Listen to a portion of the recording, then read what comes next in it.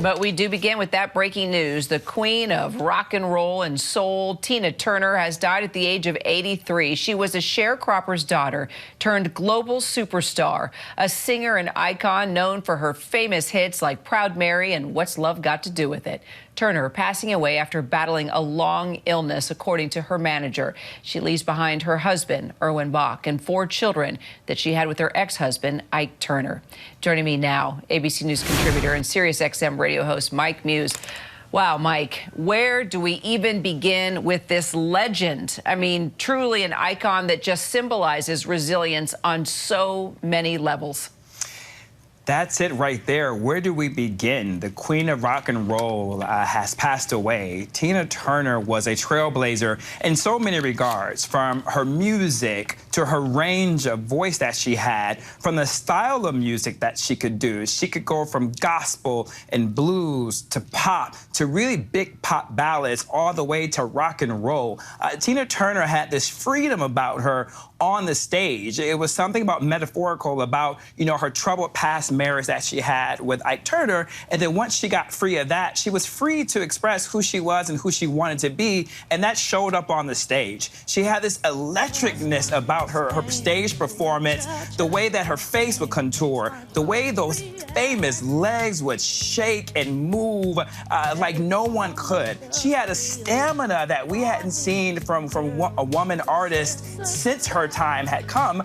She was just as good, if not better, than many other men who were performing on stage. Her showmanship was transformational to where you can see it impacted in today's generation of artists, such as Beyonce. So this is the queen of rock and roll. This is a queen of freedom.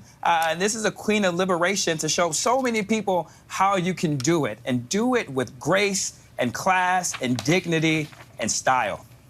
You bring up a good point. She was pop music's original warrior queen, right? Because you mentioned Beyonce, but I'm just looking at the list. If you think of how she performed, her lyrics, her music, everything that you just mentioned, I mean, you're looking at, she was before Beyonce, Taylor Swift, Rihanna, Madonna, Gaga, right? She paved the way for how each one of these artists now, in some way, I think, has a little Tina Turner in them.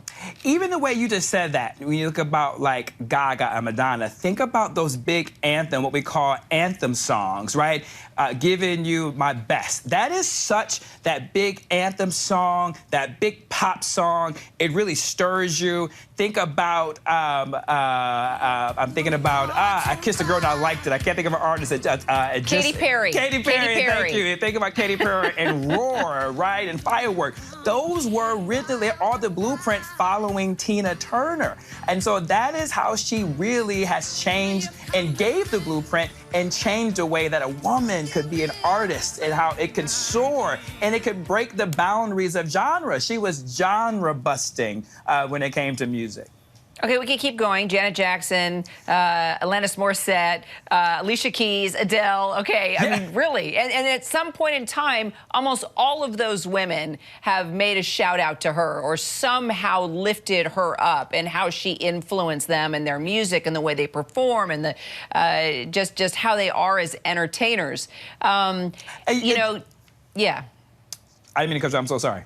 No, it's okay. Go ahead. I'm thinking about the moment where Tina Turner would talk about, after her concerts, she would have to get into an ice bath at the end of each concert, because that's how much she gave to her audience. I had the pleasure of taking my mom recently to see Tina on Broadway for Mother's Day when it was still up on the boards, and I kept thinking to myself, although this isn't Tina, my God, what was it like for her to do this day in and day out? And the crowd was on their feet with roars and applause and cheers just for the Broadway show, because that's what the music did. And also, too, Kara, we talked about how she was genre busting, but she was intergenerational.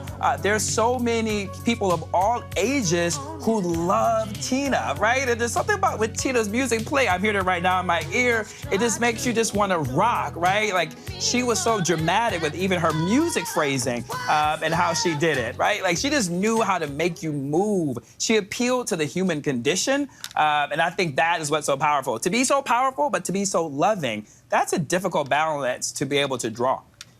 Yeah, she busted open. She busted through that all-male rock royalty scene, right? When we're thinking of, I don't know, Rolling Stones and Aerosmith, and I mean, all those guys respected and loved her, and she rolled with them. You know, and was the first woman to do that. She did, and like Kira, she's one of those people where you even look and like, look, you know, there is this gendering, right, when it comes to queen or king of pop, queen of pop, right? But with Tina, yes, she was a queen of rock and roll, but everyone you mentioned, Tina could go toe to toe with the fellas, right? She was just one of the best in rock and roll to do it. And that's because, Kara, she belonged to the world, right? Like, she lived outside of the U.S., and so yeah, all this multiple ways of who she saw herself as. And when you have that type of freedom, even in terms of like your citizenship, that comes out in your music. And that's the reason why we gravitate towards her. You gravitate towards artists who you can connect with, who you feel is authentic, and she showed up and showed out every single day. And, you know, we mentioned, you know, a sharecropper's daughter to global superstar. But let's not forget what she went through with Ike Turner. The abuse, the mental abuse, the physical abuse. She even had survived a suicide attempt. I mean, this road to global stardom did not come easy from the day she was born. But let's talk about, I mean, Ike Turner and what she did go through with him definitely molded and created this strong, amazing woman that carried on for decades after finally leaving that monstrous husband. I think about the phoenix, right? Like rising from the ashes. Like that's what comes to mind when I think about Tina Turner. You know, someone who's coming to mind right now to me is Angela Bassett. Like I wonder what is Angela Bassett thinking right now, because Angela Bassett was able to portray Tina so well that Angela Bassett for me got lost in that role, and Tina Turner was able to come through. And so we were able to see through that masterful performance exactly how Tina was able to navigate that difficult space, navigate domestic abuse, navigating not even thinking that, you know, you could make it. You know, that I'm thinking about that line in the movie where they're in the court and they're about to get, the divorce is about to be final, and she says to the judge, I can have it all. She said, I just want my name. Right? She just want what was hers. Like, she made that name, Tina Turner. That was her brand. It's about, I want to leave, Kira, now we have words for it and we say agency. That was her way of saying, I want to leave with my agency, my brand of Tina Turner. And how powerful that for women to reclaim their agency in spaces and places where women's voices are not often heard. And so I think that is why Tina Turner resonates so much, is because she was so open with the story. We saw how she owned her agency, and I think that is why a lot of people can relate. Women and also men can relate too, about really taking back what's yours, taking back your agency, take back your IP, your intellectual property, and make a mark for yourself that will be left.